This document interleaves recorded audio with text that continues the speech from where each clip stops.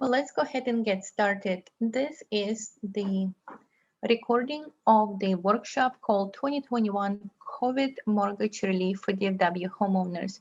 My name is Elena Garrett, and I'm a realtor in the Keller Williams Central Realty in Dallas, Texas.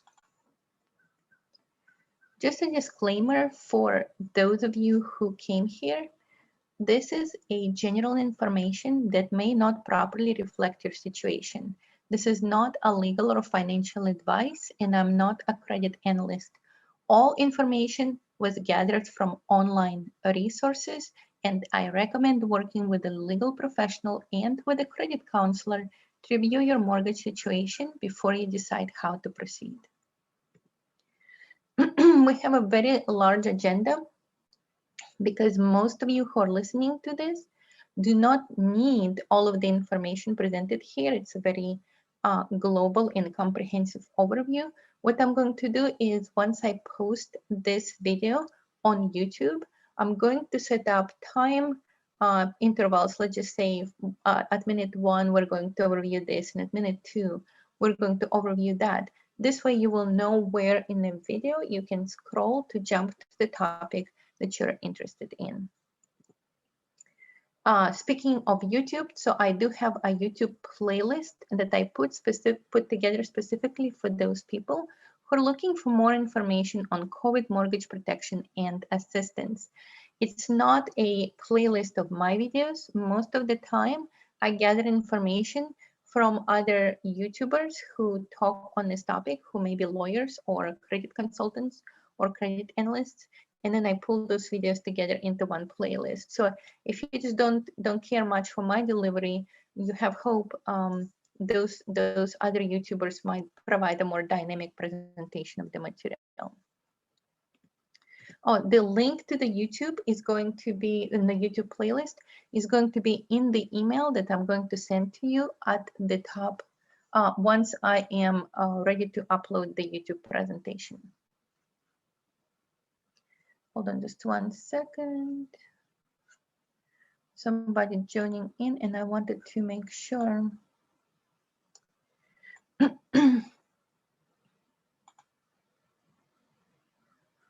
So we have another person joining in, and I wanted to make sure that we give them time to join. Hi, Sophia. Hi, thank you. Yeah, do you mind if I mute you? So I will just continue with the delivery. And if you have any question that you specifically want to address, just let me know. Oh, and my my Zoom just said, okay, cool. Alrighty, can you see my screen, Sophia? Sorry. Yes, I can. Okay, sounds good. So my YouTube playlist was put together specifically for those people who are interested in more detailed information on COVID mortgage delivery. And I pull videos from multiple YouTubers who talk about this topic, and I pull them all into one convenient playlist for you. The link to the playlist is going to be sent to you via email. So very briefly, because this is a boring topic, but nevertheless, it gives the foundation for everything else that we're going to discuss. What are the mortgage relief programs that are helping you right now to take advantage of some of the protections that you could be taking advantage of? The most important one that we're going to be going back over and over and over again is CARES Act. So the CARES Act, beside the stimulus checks, it provided the foreclosure moratorium, and that is currently playing a huge role in a way that the lenders and your mortgage holders are treating your mortgage. So they're providing a moratorium on foreclosures, and also they set up the parameters for forbearance and how the forbearance should be handled. So we're going to talk about both of those topics in just a minute, but this is the foundation of where we are going to draw most of our assistance from. There is also a second part that came in a little bit later, the American Rescue Plan. And that part, so the CARES Act gives you legal protection, and the American Rescue Plan gives the local government some money to actually help you to pay your bills, to, let me show you. to pay your bills and to give you money to pay your utilities and a few other things. So if you're not taking care of those protections right now in the American Rescue Plan, you should continue to listen to the details of it, because I'm going to go over it in a little bit more detail. So which mortgages are not covered by the CARES Act? So the CARES Act said federally, the mortgages that are currently federally funded or backed. Which mortgages are not included? Jumbo loans, private investors, and non-qualified mortgages. If your mortgage is one of those that's currently on the screen, then this presentation might be of some help, but you would need to consult with your lender on how to proceed. So CARE Mortgage Act provisions. This is the actual language of the CARES Act, but it's very convoluted. So I'm just going to kind of give you a more human definition of what the CARES Act does for your mortgage. If your loan qualifies, you can request your bank to allow you to lower or suspend your payments in 120-day increments. This is called forbearance. The CARES Act originally set up two different periods where you can request it. You can do an original request for 120 days, and then you can do actually you can do up to 6 months the first time and up to 6 months the second time. And if the bank agrees, the late fees won't be imposed on you, even though you may not be paying anything at all toward your mortgage, but later on you would need to make up for those payments. Now, one big thing is to make sure that everybody hears loud and clear is that your bank needs to formally agree to that and needs to give you a forbearance agreement that specifies that they formally agree to that forbearance. Do not adjust your payments and do not stop paying your payments unless you have a formal forbearance agreement in place. If you adjust your mortgage to stop paying and the bank is still dragging their feet on the paperwork, you might in fact go in default and incur late fees and legal fees. So this was the federal regulation, and then Texas COVID mortgage relief. It's drawing the money from the community development block grant, and that money is distributed to local programs. So what can those local programs do for you? If you're not utilizing that assistance yet, then I highlighted 2 or 3 items that you could be utilizing. So if you know how to access those resources, you could ask for up to 6 months of total mortgage assistance and up to 5 months of payments in arrears. Now, you do need to meet some income requirements to request that, and you cannot get that money as a cash to you. It would need to be distributed to your mortgage servicer.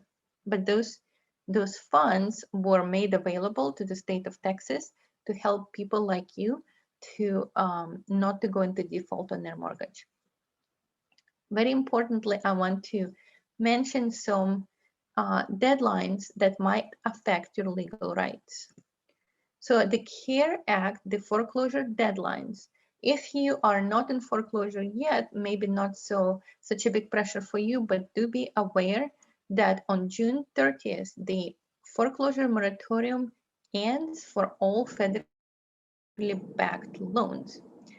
The moment that foreclosure moratorium is lifted, even if you're not in foreclosure and not on default yet, your risk of losing your home will increase significantly after that deadline.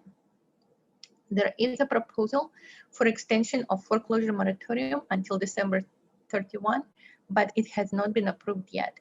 So we're hoping for another reprieve, because once the foreclosure deadline is lifted, the banks will become a lot more aggressive and a lot more reluctant to grant you any additional delays. For foreclosure deadline to do items, if you feel that there is some kind of importance to you in this deadline, then talk to a free legal service that will be provided at the end of this presentation. Call the HOPE hotline, it's highlighted right here, and speak to a foreclosure attorney, even if you're not in foreclosure yet. Because you don't want to be in foreclosure and then start preparations.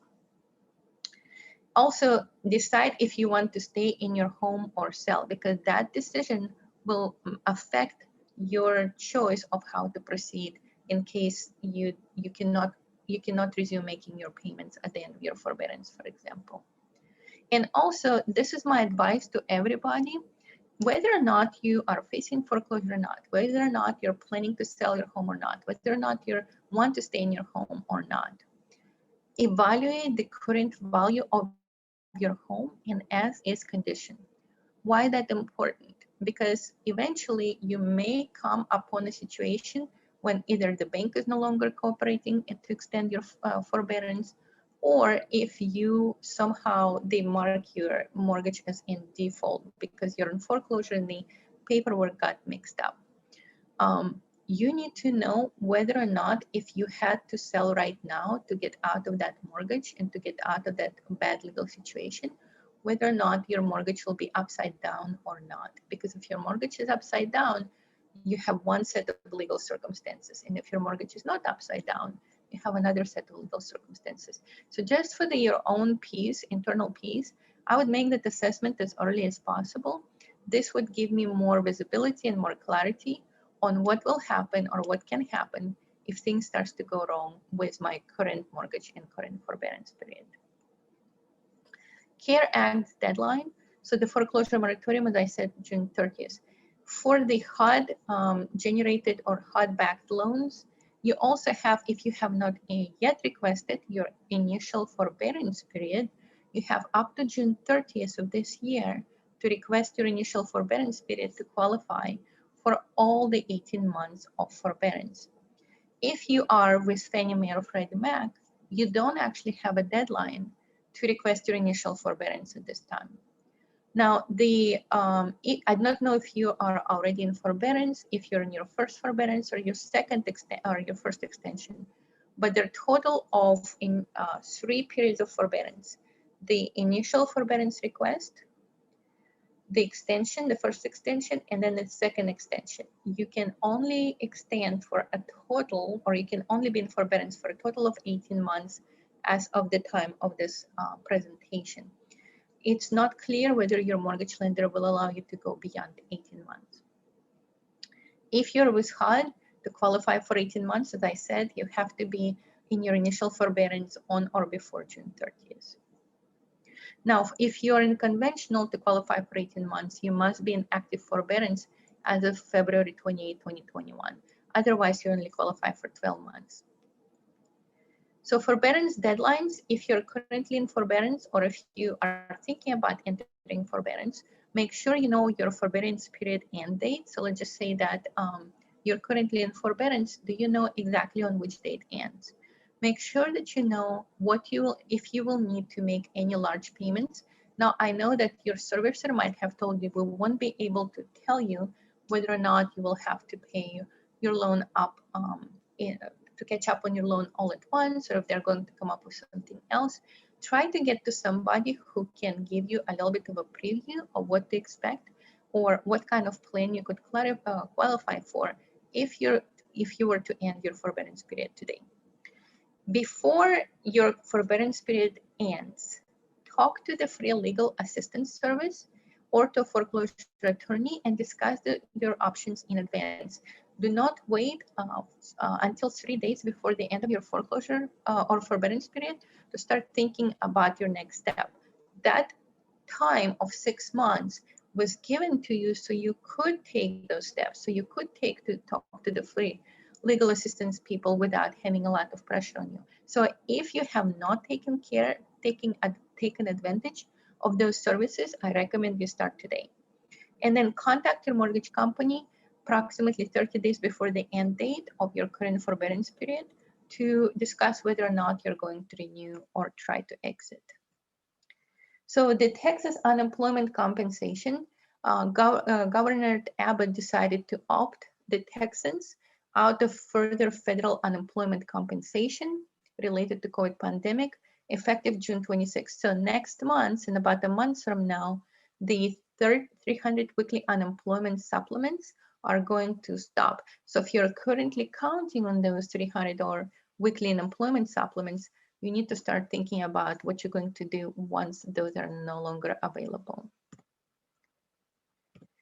So I don't want to take too much of a break, but that was a lot of information already. Do you have any questions so far? Let's see. No, thank you so much for sharing. Yeah, okay. So in that case, let's just go. Now, are you currently in forbearance or you're not in forbearance yet? I am not in forbearance. I do taxes, but one of my clients was asking me about, and that's why I signed up for the class, because Gotcha. So you could advise him. Okay, gotcha. yes, or referral to someone that can help. Yeah, definitely, definitely.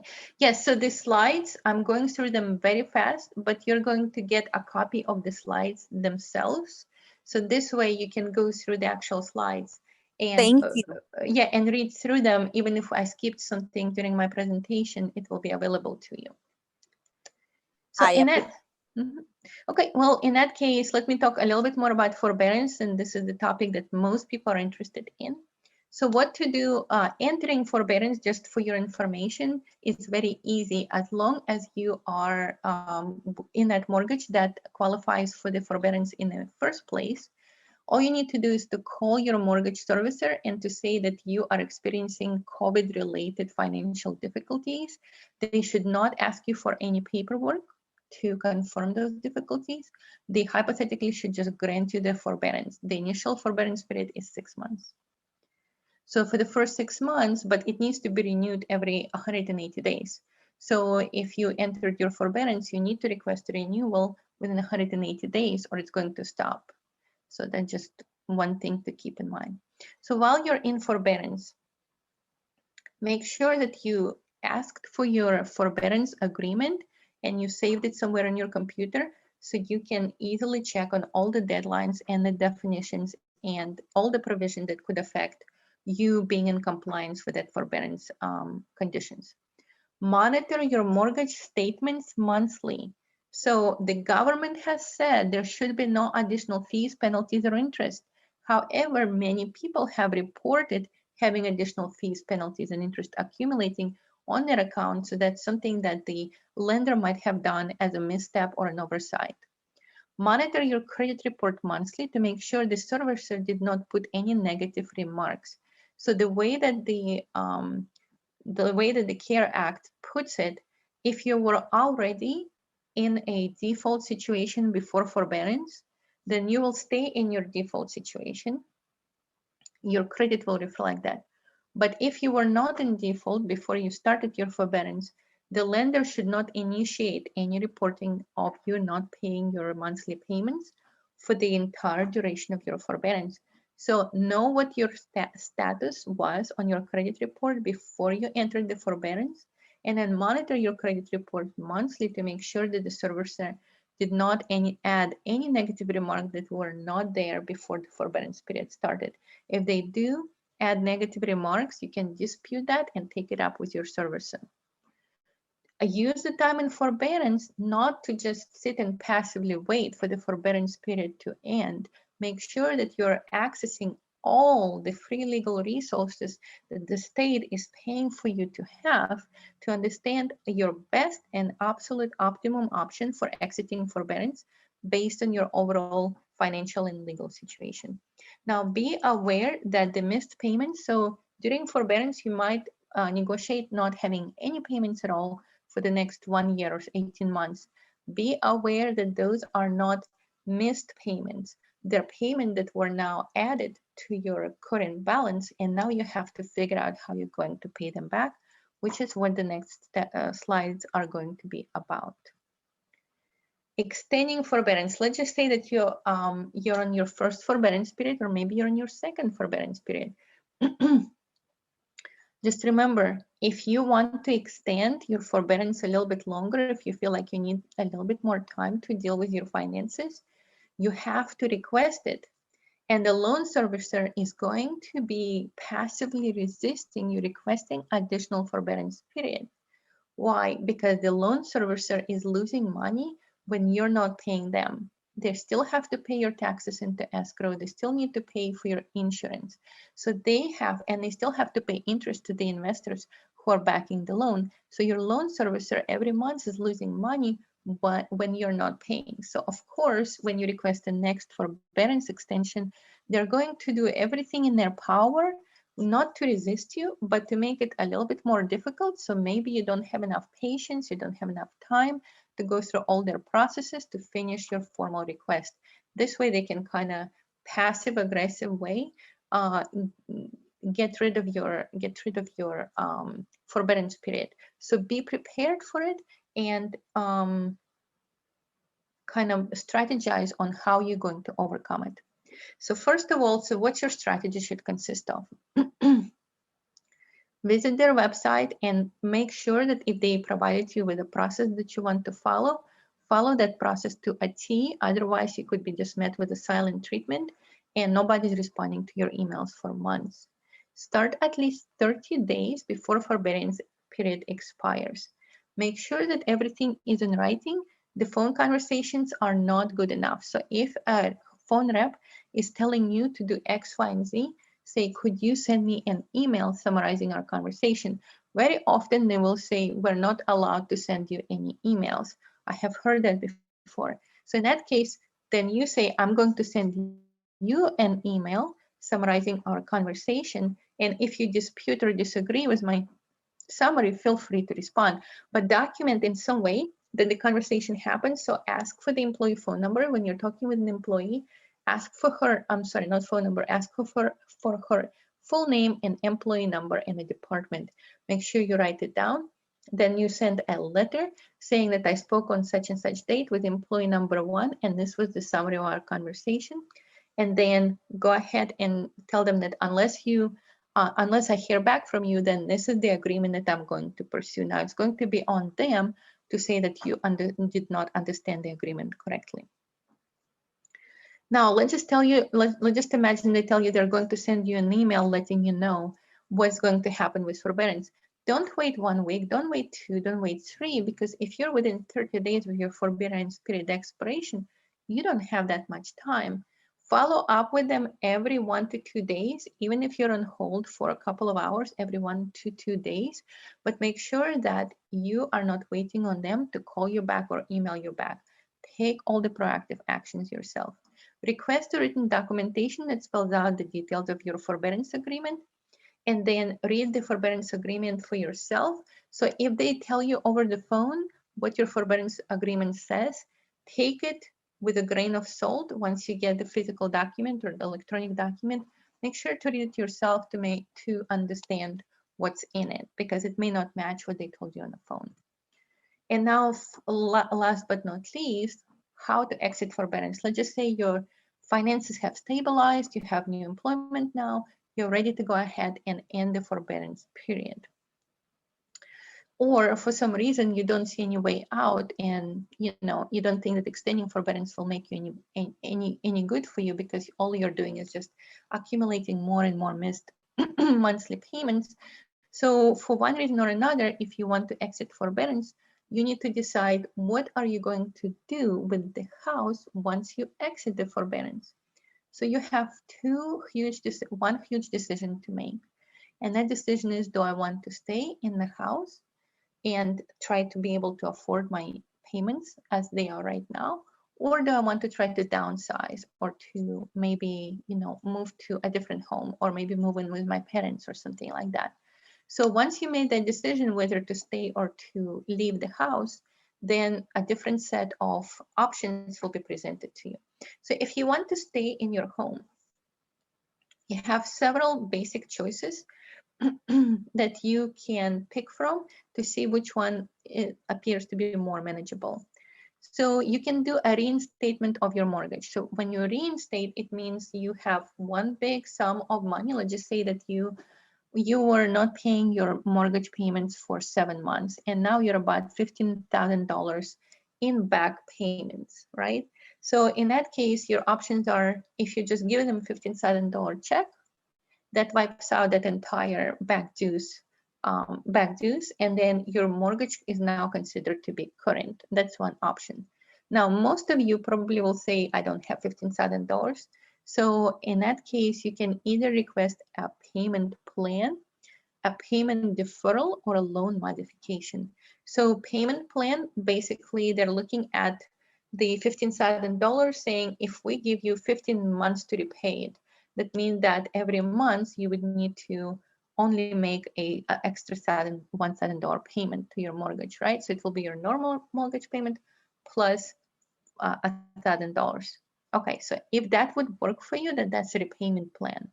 But be aware, if you choose a repayment plan, your monthly payment is going to go up until the back dues are paid off.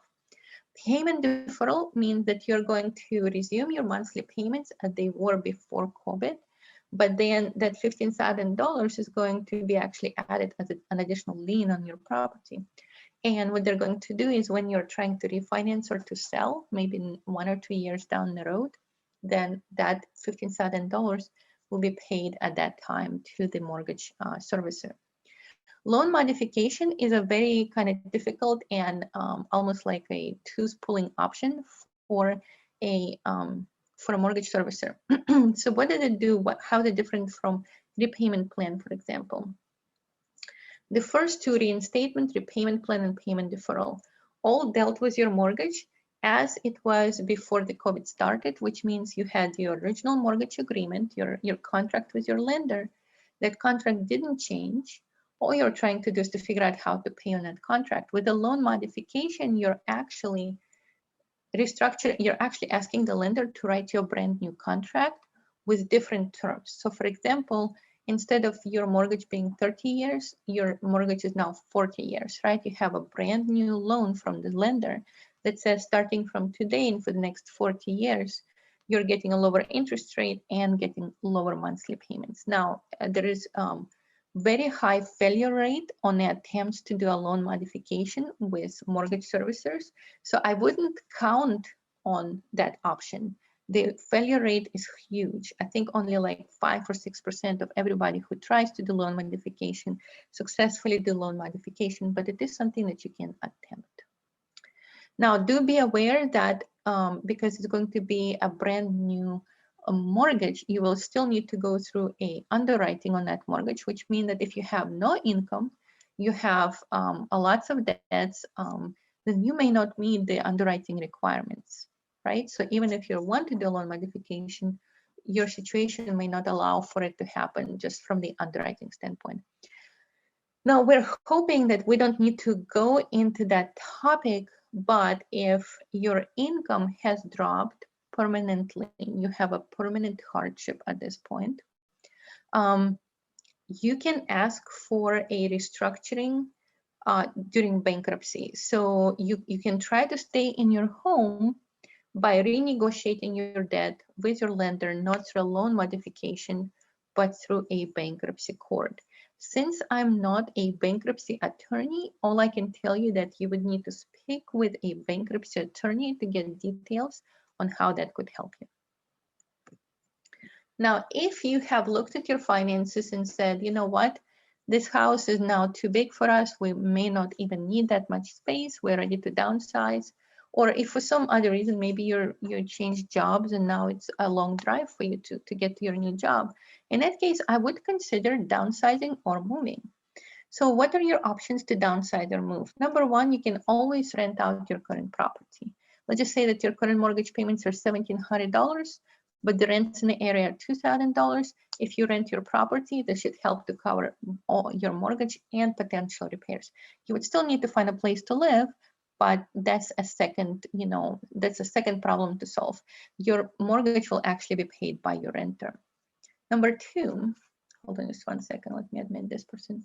Number two, if renting it out is not an option because you actually want to buy a new house, then consider selling the current house. Let's just say that you bought a house in a nice neighborhood in Frisco, but now you work in Addison or now you work in Fort Worth, right? There is no point of keeping that big, nice house in Frisco when you could just sell that house, generate some profit from the sale, and buy a house closer to where you currently live.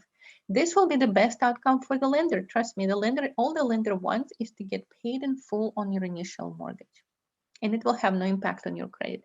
You will still need to qualify for a new loan. So if you're trying to sell your home to buy a new home, just remember, if you need to get a loan for your next home, you still need to fit the underwriting requirements. Let's just say that you looked at your finances and you said, with the missed payments, because I spent 18 months in forbearance, with all the missed payments, I'm now underwater. I cannot pay off my loan in full from the proceeds of the sale. In that case, you can request permission from your lender to do a short sale. I'm going to talk about the short sale a little bit later down the road, but with your lender's permission, that could be a good solution for you, but it will have a small negative credit impact. There's some other options that are now, so renting it out, simple sale and short sale are the traditional options. Those are the options that your lender can discuss with you. There's a few other more creative options that I would like to throw out there, but just be very careful, consult with a mortgage professional, consult with your bankruptcy attorney, or consult with a free legal aid before you proceed with any of those additional creative resources. Loan assumption and mortgage wrap. Let's just say that you no longer can afford to pay your mortgage and you're underwater and the lender will not agree to do a short sale. Now, there are many reasons why the lender will not agree to do the short sale, but let's just say the lender just will not agree. If the lender does not agree to do a short sale, you cannot do a short sale. So what are you going to do then? Your options are to go in foreclosure or to try to resume monthly payments. So in that case, a loan assumption and a mortgage wrap could make sense for you. This is where you allow someone else to take over your house and the monthly mortgage payments. They're making mortgage payments for you. You just find another place to live, and after a few years, they sell and your mortgage is paid off. This is a very legally risky scenario that could still work, but it's a legally risky scenario that could still work. I'm going to talk a little bit more about the legally tricky part of this scenario and later on when I'm discussing scams associated with forbearance and foreclosures. Now, to do the same thing that I just discussed with loan assumption and mortgage wrap, you could attempt to do an owner financed sale. Let's just say that you own a house that you no longer can afford and you don't even want to be in. You can post an announcement about owner finance sale of the house. And it's similar to loan assumption. Basically, you're allowing somebody to take over your house and your title, but now they're making payments to you, monthly payments to you, and then you're making payments to your mortgage. So owner finance sale is another creative way to help somebody who doesn't qualify for traditional mortgage to get into a house and at the same time get rid of your mortgage payment. Deed in lieu of foreclosure. If you cannot work out with your lender that they're going to agree to a short sale and your mortgage is underwater and you don't have time to mess with it because maybe your job is moving you to another state, you can just request the lender that they would allow you to give them the property back without going through the foreclosure. Now that has some negative credit impacts, but some lenders will agree to do that in order to avoid going through the long legal procedure. And then foreclosure is, of course, the worst outcome. So a lot of people just sit and do absolutely nothing and wait for their forbearance period to end and then hope for another extension. And then when that extension is not granted, they actually have no working plan of how they're going to exit their forbearance period. Those people who are not taking any proactive steps to prevent the foreclosure are most likely to end up in a foreclosure. The foreclosure is when your lender says you have 30 days or you have 46 days to move out because your property is going under the on an auction. Within 46 days, there are just so many things that need to be done if you want to avoid foreclosure, but most people run out of time to get all of those things done within a time frame. So a lot of people who procrastinate until the last moment try to do something in the last moment, but they fail because everything takes time and they run out of time. So foreclosure is the worst outcome, and it can happen if you don't try to take care of any other options ahead of time. So avoiding foreclosure, hopefully none of you will need this section at all. I'm going to go through it very briefly because you will have the slides. You can read through the slides to understand what the timelines are and how to not to end up on a chopping block for the mortgage servicer. So the foreclosure process is a legal process that's defined by the state. I'm not going to read through this because you will have the slides. But what you need to actually know about is that you do have a deadline. You do have a deadline. So if your mortgage servicer have marked your property as in default, make sure that you know that that happened. So check with your mortgage servicer, say, is my property currently marked in default? Because if it is currently in default, then you have a huge deadline coming up that says June 30th. After June 30th, all the mortgages that are currently in default are now at a huge risk of a foreclosure auction at the first available opportunity. So if you're in forbearance, they will wait until your forbearance ends, but after that, they will probably move very quickly to get the foreclosure started. So options for avoiding foreclosure. If we come upon the June 30th deadline and your property is marked as in default by the loan servicer, and your forbearance period coming to an end, you have realistically between 46 to 90 days to figure out how you're not going to be evicted, because that time frame is all that you're going to have from a legal standpoint to protect yourself, unless at the last moment you manage to file for a bankruptcy or something like that. But just be aware that once your forbearance period ends, you are exposed, legally very exposed. So options for avoiding forbearance are the exact same options as options for exiting. Options for avoiding foreclosure are the exact same options as for exiting forbearance. Your choices don't change. You need to still to decide if you're going to stay in a house or if you're ready to leave the house. And with each one of those choices will come, your options. Let me spend a few minutes talking about scams. Scams are going to start to blossom in the next few months, especially if the foreclosure prohibition is lifted. And a lot of properties will start feeling legally pressured to make a decision on what they're going to do with their home. You're going to probably start receiving, because the fact that you're in foreclosure and in forbearance is actually not a secret. So people who want to know whether or not your loan is currently being late on their payments, those people have access to your loan information. And that information is being cycled through to various real estate investors who are waiting in the shadows to spring to action once the government decides what to do with the foreclosure deadline. So scams to avoid.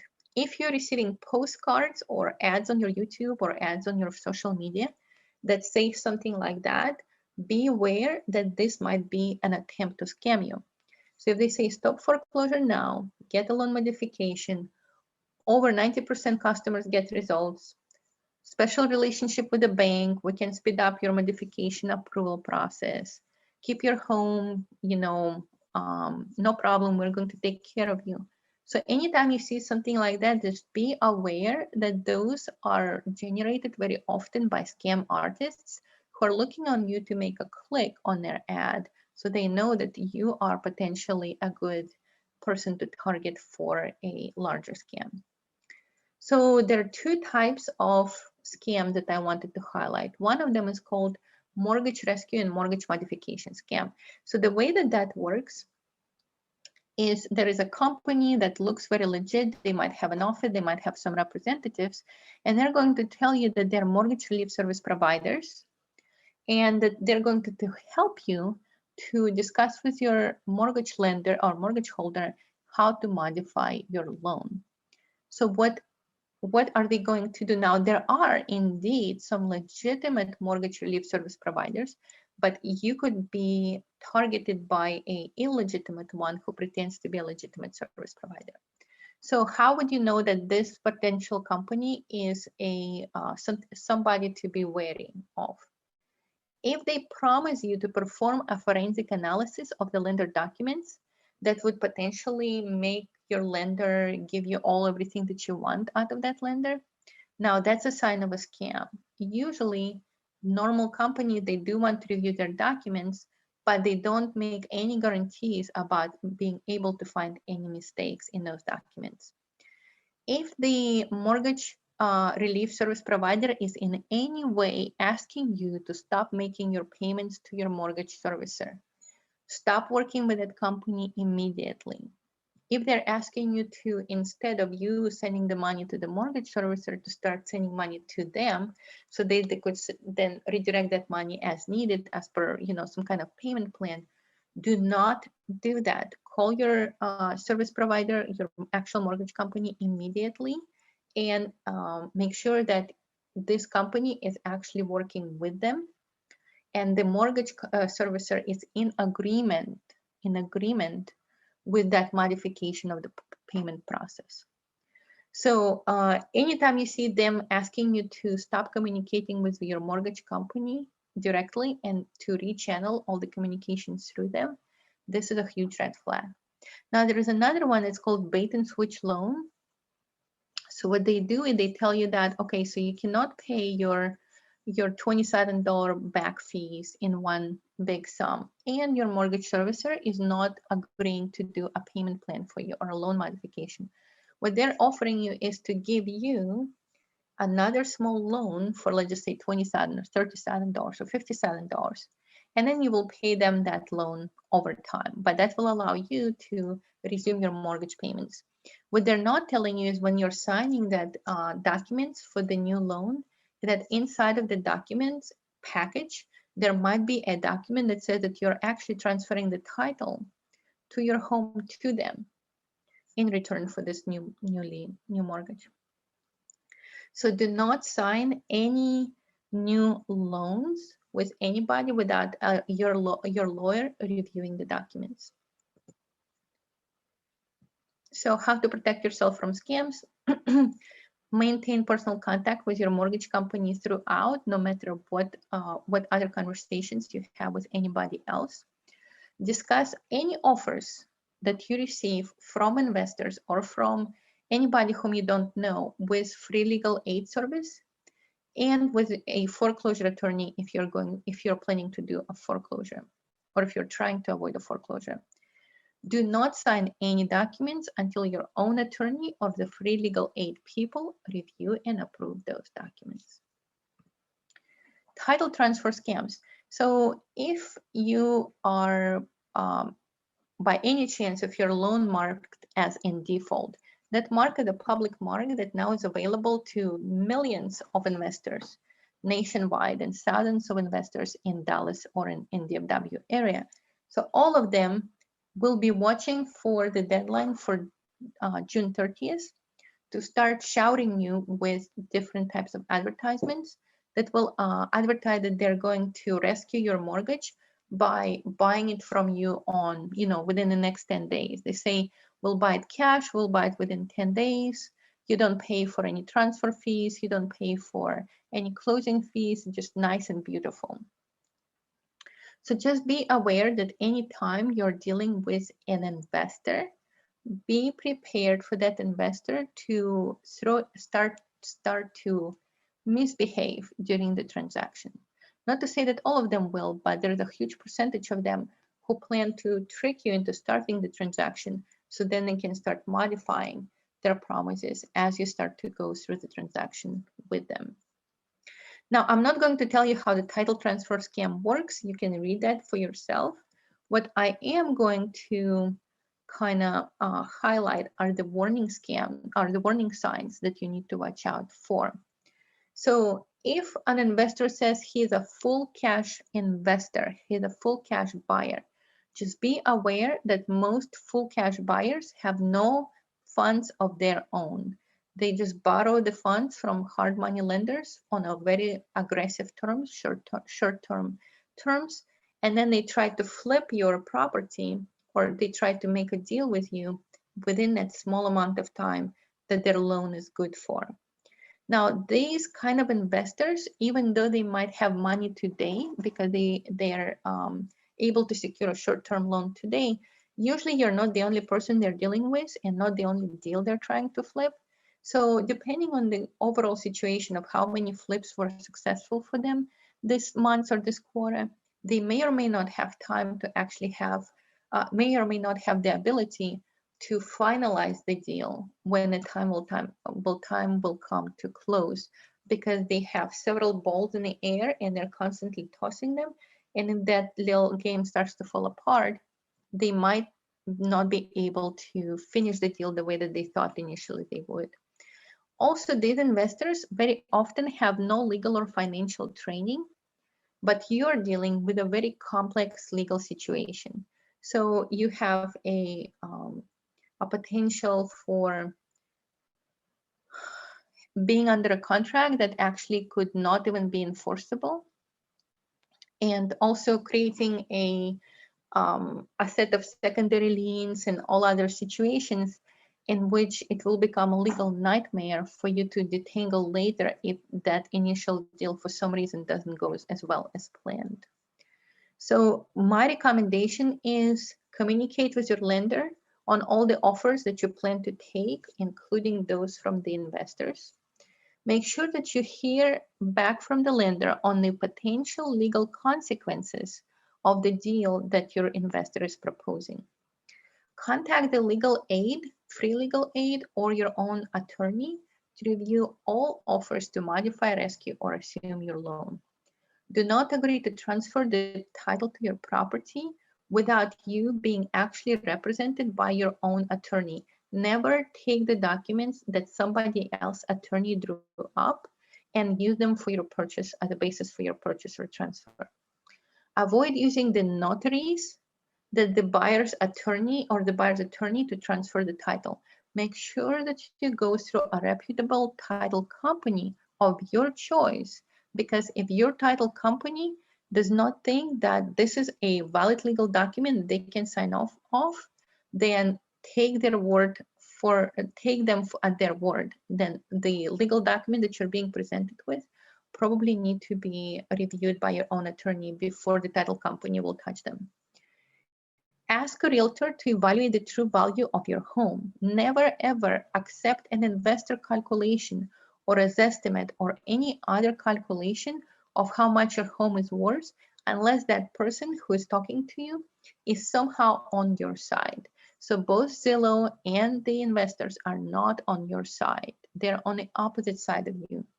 So take everything that they give you as an attempt to basically pull the wool over your eyes. Make sure that an actual realtor goes into your home, looks at your home, and give you the comparison analysis to show you what your house could be worth if you were to sell it in as-is condition. And make sure that if you are talking to a realtor about potential sale, ask them, is the cash buyer the only option that I have? Or do you think that we could find another buyer who is not an investor? Because anytime you deal with an investor, the investor's only intent is to make as much money of your property as possible. And that margin is going to come from you having to take every possible cut that the investor can come up with. So if you can sell your home to somebody who is not an investor, you're always going to end up with a better deal. So impact on your credit history. All of that information about your forbearance options, exit options, was good information, but you need to also look at it from the lens of how it's going to affect your credit. Small disclosure, I'm not a credit analyst. I just Googled the information that I'm about to present, and a lot of that information came from the FICO website that I was gathering the information from. So impact on your credit history. If you missed any payments, they will show up on your credit report. The payment history is the biggest factor. Hold on, let me mute somebody. Okay, so everybody's muted. So your missed payments are going to be the biggest impact on your credit history. Everything that you do, no matter what you do, if you missed your payments, your credit score is going to be affected. Forbearance. Under the CARE Act, there should be no negative impact from the very fact that you're in forbearance. The forbearance does not cure negative items. It just should not add any new negative items. Loan modification. The loan modification could result in an initial drop of a credit score, but then hopefully, because your loan modification led to a more affordable payment, by you being able to make your monthly payments on time and regularly, your credit score will increase. So you will see an initial drop that will gently fade away and give way for a better credit scores down the line. Bankruptcy 13, which is a reorganization bankruptcy.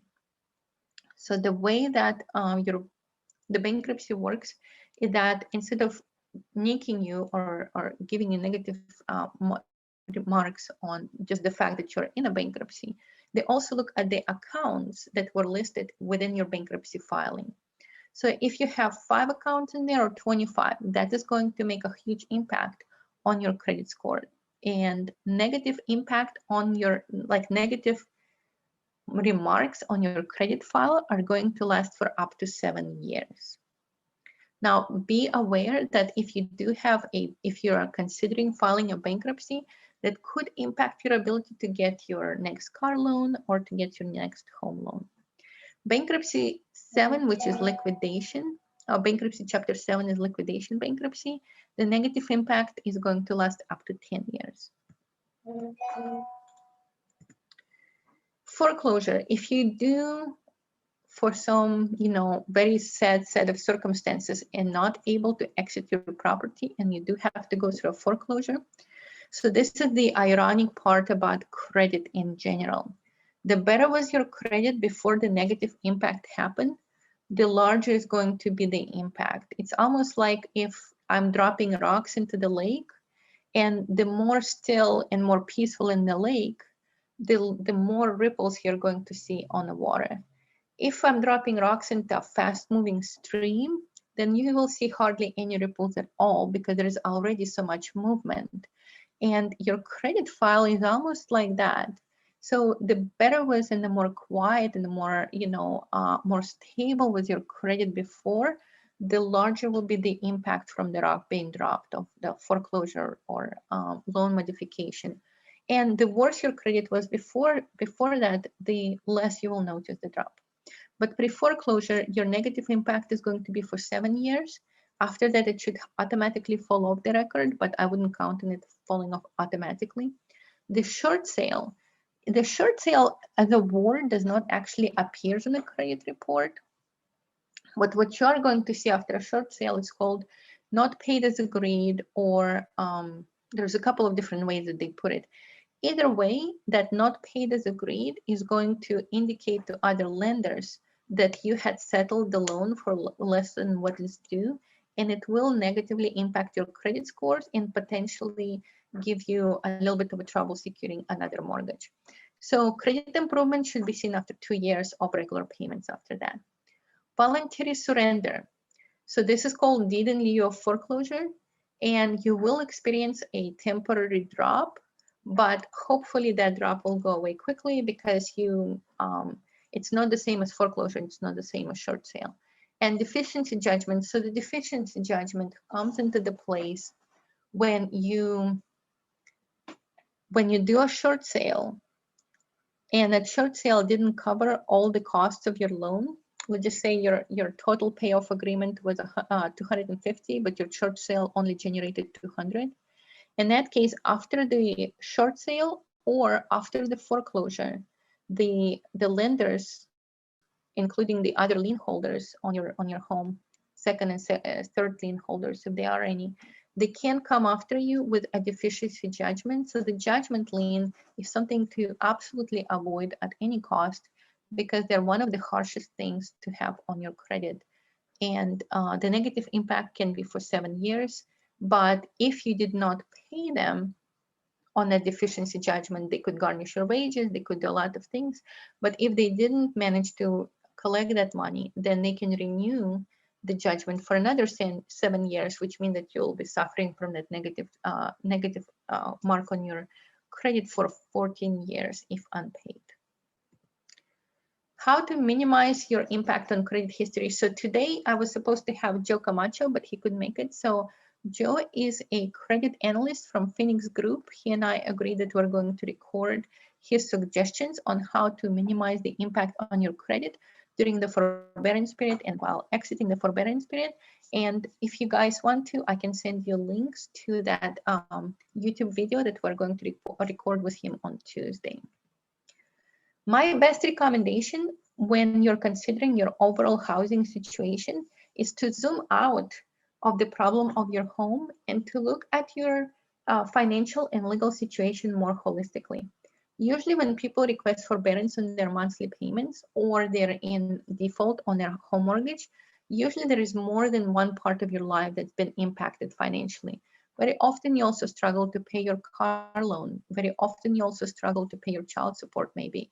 So there is a whole bunch of moving parts in your financial file that could potentially undermine any attempts to restore the stability with your mortgage if you don't take care of them. My recommendation is to look at your finances holistically and say, besides mortgage, what else is starting to become critical? And then look at your options for exiting your forbearance, not at what like, how can I stretch it so I can stay in my home? Look at it from the standpoint, how can I make my exit in such a way that will allow me to resolve all of my financial issues in a way that's very feasible, and I can predict that I can sustain and maintain that solution for a number of years. Because when people do the loan restructuring, loan modifications, usually what we see is within 2 to 3 months, they're in default of their mortgage again after the loan modification and after the restructuring. That tells us that people who attempted to do that restructuring, they had a very short-sighted goal of staying in their home as long as possible, rather than taking a longer view of whether or not that solution is going to be sustainable for them. So it's understandable that everybody wants to stay in their home, but you can only do some of those options once. Once you do those options, like a loan modification, etc., you may not have that second time to exercise that. So the sooner you can come to your final conclusions on what your lifestyle, what your income, what your hardship is going to look 1 to 2 to 5 years down the road, the sooner you can start making realistic plans on how you're going to sustain your new income and your new lifestyle. My recommendation is to take credit counseling courses and self-educate yourself so you're not constantly relying on other people's opinions on what's best for you, and start making your own decisions on what's best for you based on information from reliable sources. When you're dealing with the mortgage company, the longer they have to give you forbearance, the harder is the impact on them. They themselves might be on the brink of foreclosure. Be aware that what you're doing right now is only a part of the larger problem that they have. So expect a lot of resistance and delays from your mortgage company. On my YouTube channel, you will see quite a few tips on how to deal with the mortgage company that is giving you absolutely hard time, the hardest time ever to try to obtain any information from them. I'm going to provide you at the end of this, I'm going to provide you with quite a few links on the types of legal resources that you have available. They're there for a reason. The state of Texas was granted a huge amount of billions of dollars to make those courses available for you. All of those people telling me that they don't have enough enrollment. They need more people to enroll to educate them. So make sure that you take advantage of the free legal resources that the different federal programs have granted you. And consider downsizing your home and renegotiating your debts. If you think that your mortgage payments right now, if you had to resume them in full, will be a stretch for your current finances.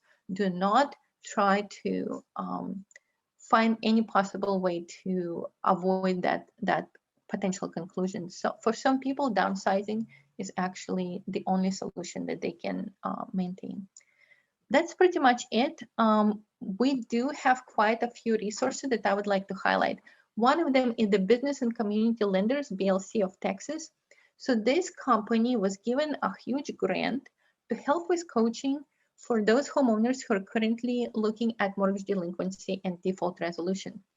They're very generous with their time. They will sit with you. They will go over your mortgage documents with you, and they will be on the phone with you during your calls to the mortgage lender to make sure that you get the full benefit, legal benefit that was afforded to you by various legal statutes. Other resources are, if you're in Dallas, the city of Dallas has their own mortgage assistance program.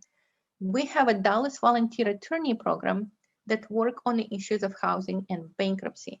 Now, they could be a little bit harder to get a hold of. So if I would start somewhere, I would probably start with the BLC of Texas. I actually have a YouTube video coming soon about the application process for them. Legal hotline for Texans, legal aid for Northwest Texas.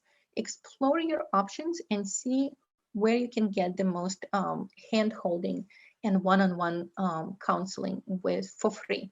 Now, a lot of bankruptcy attorneys and foreclosure attorneys, they allow you to do loan consultations for free as well. So if you're strategic about it, you can probably call 4 or 5 different attorneys, each one with different question, and see if you can get quite a bit of legal advice without spending a dime first.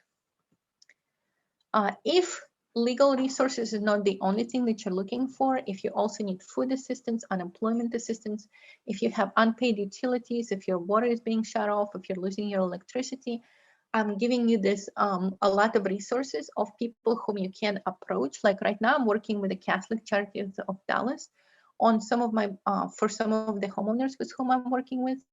There is the Mission of Arlington, who are helping to pay my clients their water bills and their utility bills. So if you're looking for diapers, food, unemployment, utilities, some of the, like the Catholic Charity of Dallas, they can even help you to pay some of your missed mortgage payments. So access those resources and see what they have available.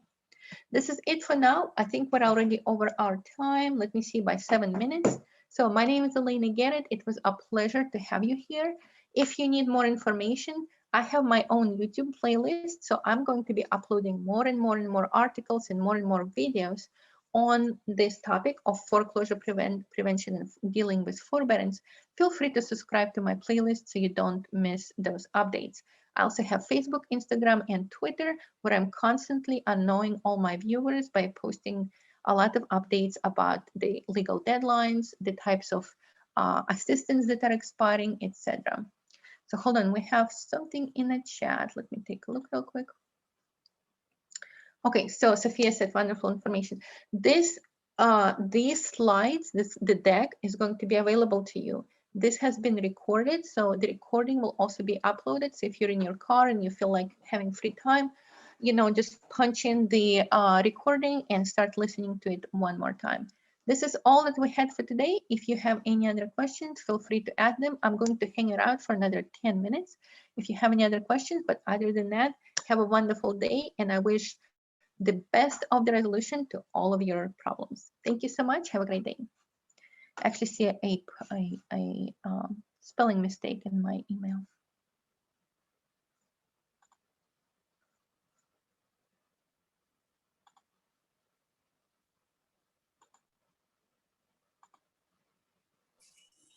Now, Miguel, do you have any questions?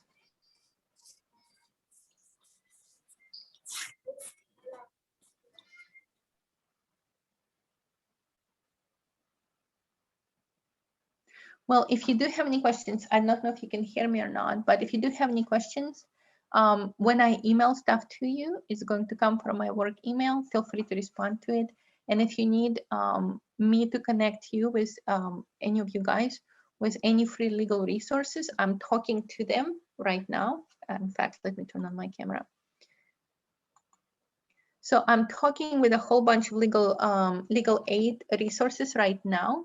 I'm going to do a recording with the Catholic Charities of Dallas within the next week.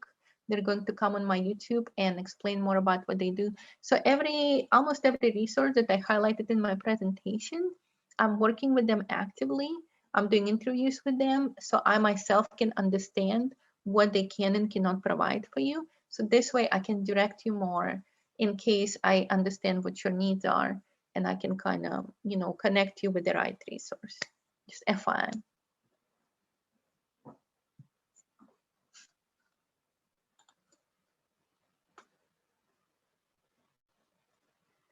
Cool, cool. Well, if nobody has any questions, in that case, you guys have a great day. I'm signing off, and I'll see you. Hopefully, I don't need to help you, but in case you need my help, I'll see you later.